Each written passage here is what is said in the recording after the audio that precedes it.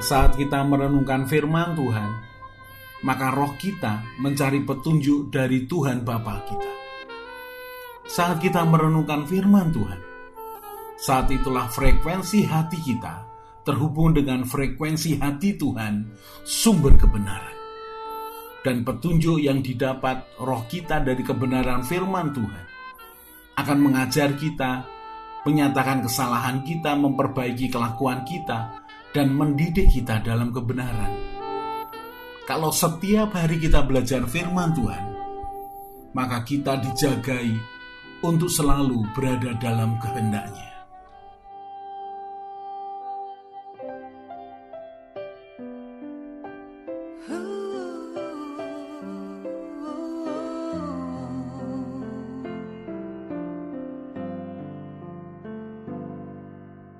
Bukan dengan kekuatanku ku dapat jalani hidupku, tanpa Tuhan yang di sampingku ku tak mampu sendiri. Engkaulah kuatku yang menopangku, ku pandang wajah-Mu dan berseru, pertolonganku datang dari-Mu. Peganglah tanganku, jangan lepaskan, Kaulah harapan dalam hidupku.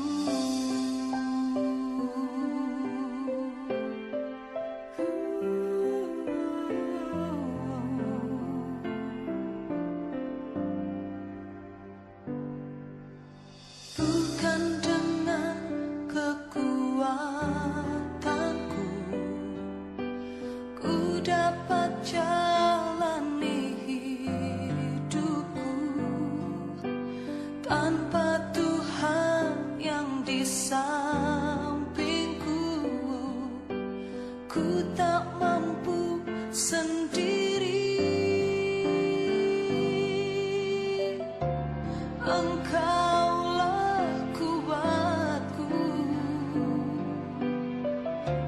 yang menopangku, ku pandang wajah-Mu dan berseru, pertolonganku datang dari-Mu. Peganglah tanganku, jangan lepaskan,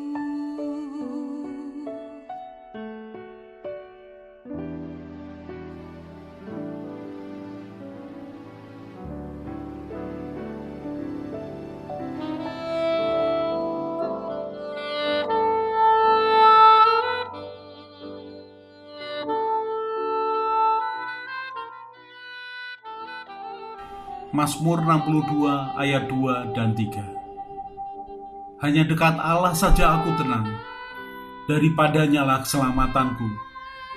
Hanya dialah gunung batuku dan keselamatanku, kota bentengku, aku tidak akan goyah.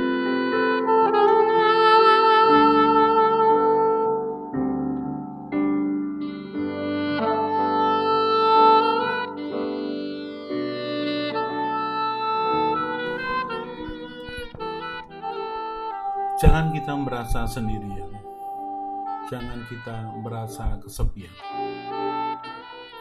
Ada Tuhan yang memiliki rencana yang indah buat kita. Ada Tuhan yang bekerja menurut kasih setianya dalam hidup kita. Dia bisa kirimkan seseorang, dia bisa pakai seseorang, bahkan dia bisa pakai malaikatnya untuk menolong kita. Saudara, ketika kita merasa sendirian dan kita kesepian, kita merasa bahwa hanya diri kita yang menghadapi masalah ini. Hanya kita dan tidak ada orang yang peduli. Itu salah, saudara. Karena pasti ada orang-orang yang mengasihi kita. Ada orang tua yang mengasihi kita. Ada suami atau istri yang mengasihi kita, atau ada anak-anak yang mengasihi kita. Bahkan ada orang-orang yang kita kenal yang mengasihi kita. Bisa jadi mereka tidak menunjukkan kepada kita secara langsung, tetapi percayalah, ada Tuhan yang mengasihi kita, ada Tuhan yang melindungi kita, ada Tuhan yang memiliki kuasa yang luar biasa untuk menolong kita.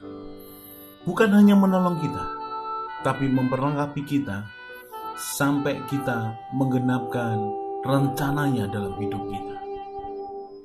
Kali ini saya akan bacakan satu kisah. Ketika Tuhan Yesus di Getsemani, sekian jam sebelum dia menyerahkan diri, lalu dibawa kepada Pontius Pilatus, kepada imam besar. Ketika dia di Getsemani, ada satu peristiwa yang menarik yang kita bisa belajar dari sini.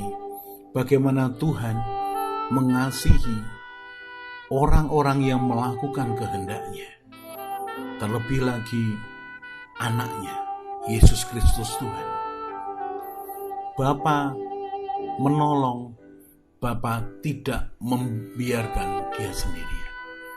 Lukas pasal yang ke-22 ayat 41 sampai 44. Dikatakan, kemudian ia menjauhkan diri dari mereka kira-kira sepelempar batu jaraknya. Lalu ia berlutut dan berdoa. Katanya,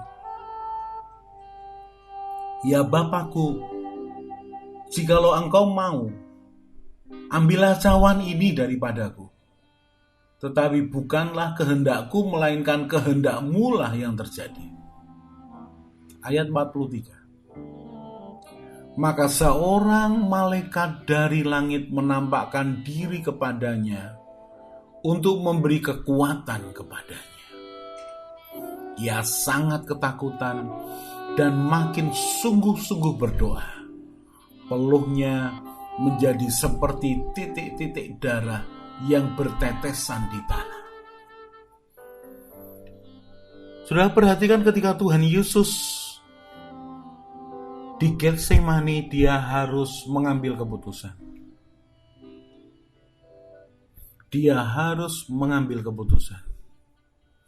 Dia mau menuruti kehendak Bapa atau menuruti kehendaknya. Sebagai manusia yang sudah hidup selama 33 tahun, dia tahu sifat-sifat manusia. Dia mengenal Bapa yang luar biasa, tapi dia juga mengenal yang namanya batas hidup manusia, batas kekuatan manusia. Sebagai Tuhan, dia tahu persis apa yang akan terjadi kemudian. Dia tahu persis siapa yang akan memaki dia, menyiksa dia, menyeret dia, meludahi dia.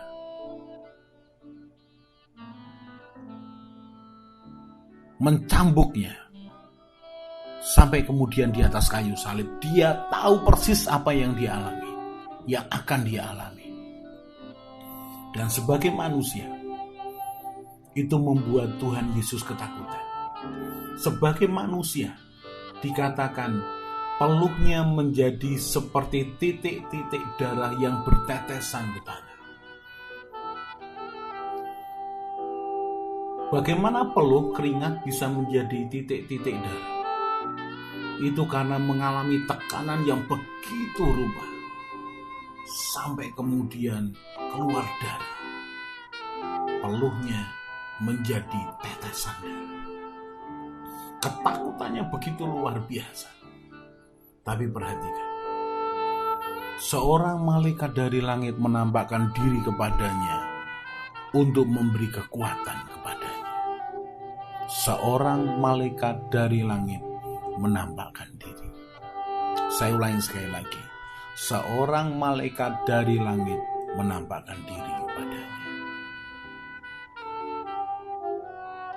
Bapa tahu Tuhan Yesus anaknya sedang pada titik keputusan, karena itu harus diambil keputusan. Ketika di surga sebelum menjadi manusia, Tuhan Yesus rela untuk menjadi domba yang dikorbankan. Domba yang tidak bercela yang dikorbankan menjadi penebus dosa manusia. Domba yang darahnya harus tercurah. Tapi perhatikan, di dalam kemahakuasaannya, di dalam kasihnya yang besar, keputusan surgawi itu dibuat. Tapi ada keputusan yang harus dia buat lagi ketika di Getsemani. Apakah dia mau tetap? Dia mau tetap dengan keputusannya ketika di surga menjadi domba yang disembelih, atau dia menolak? Dia inginkan kehendak Bapa yang terjadi. Dikatakan, bukanlah kehendakku, melainkan kehendakmu lah yang terjadi. Satu kerelaan dari dalam untuk mengikuti kehendak Tuhan itu tidak mudah, saudara. Saya ulangi sekali lagi. Satu kerelaan yang keluar dari hati yang paling dalam untuk menuruti Tuhan itu tidak mudah. Karena itu pasti butuh pengorbanan. Dan Tuhan Yesus tahu. Dia mau. Yang menarik, Bapa di surga kirimkan seorang malaikat untuk memberikan kekuatan. Bapa surgawi mengirimkan seorang malaikat untuk memberi kekuatan. Saya katakan tadi di depan, jangan merasa sendirian, jangan merasa kesepian. Ada Tuhan yang bisa menolong kita. Ada Tuhan yang peduli dengan kita. Tuhan Yesus ketika dalam titik keputusan yang berat, Tuhan Bapa mengirim malaikat buat dia. Dan mari percaya, sampai dengan hari ini, dia tetap Tuhan yang sama, yang memberikan kekuatan kepada kita. Ketika kita merasa tertekan, kita merasa ketakutan, yang perlu dilakukan adalah menghadap Tuhan, meminta kehendaknya yang jadi. Percaya kehendak Tuhan adalah kehendak yang terbaik. Dan biar dia kirimkan malaikat untuk menolong, memberikan kekuatan kepada kita. Biar dia kirimkan seseorang untuk menolong kita. Mungkin yang kemudian telepon, menanyakan akan kabar kita, lalu kemudian menghibur kita dengan ceritanya. Atau ada seseorang yang tanpa sengaja kita temui dia cerita beberapa hal yang ternyata memberikan kekuatan, sementara kita tidak cerita masalah kita kepadanya. Atau mungkin ketika kita duduk lalu mendengarkan akan teman-teman yang bercerita, dan ceritanya itu dipakai Tuhan untuk memberikan kekuatan. Kisahnya dengan Tuhan memberikan kekuatan. Itulah malaikat, dalam tanda petik malaikat-malaikat yang dikirim Tuhan dalam hidup kita. Jangan merasa sendirian, ada Tuhan yang mengasihi kita. Jangan merasa kesepian, ada Tuhan yang mau menjadi sahabat kita. Berseru kepadanya, katakan, Tuhan, tolongi aku, biar kehendak-Mu yang jadi, dan jamah aku, lindungi aku, jauhkan aku dari yang jahat, biar aku masuk dalam rencana-Mu yang indah dalam hidupku.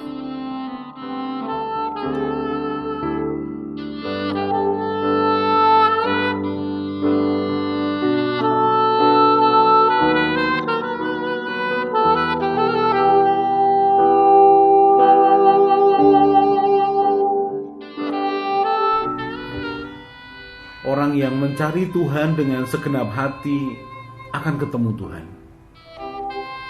Orang yang percaya dan mengandalkan Tuhan akan seperti pohon yang ditanam di tepi aliran air. Tidak akan menderita melewati masa kering, tetap bertumbuh, hatinya bersuka cita dan terus berbuah. Karena harapannya kepada Tuhan Yesus yang menyelamatkannya, dan dia akan tertawa tentang masa depan. Ia akan terus berjalan bersama Tuhan, semakin kuat, semakin semangat. Mari kita berdoa. Tuhan Yesus, berikan kerelaan dan kesetiaan yang sama ketika Engkau melaksanakan tugas-Mu di dunia. Tuhan Roh Kudus penolongku, ajari aku semakin mengenal Tuhan Yesus dan Bapa Surgawiku, bahwa aku berjalan mengikuti jejak-Mu, Gembalaku yang baik, berjalan bersama Tuhan senantiasa. Amin. Saya Yosea Kristiono, Gembala Jemaat JK Injil Keselamatan Semarang. Tetap percaya, tetap semangat. God bless.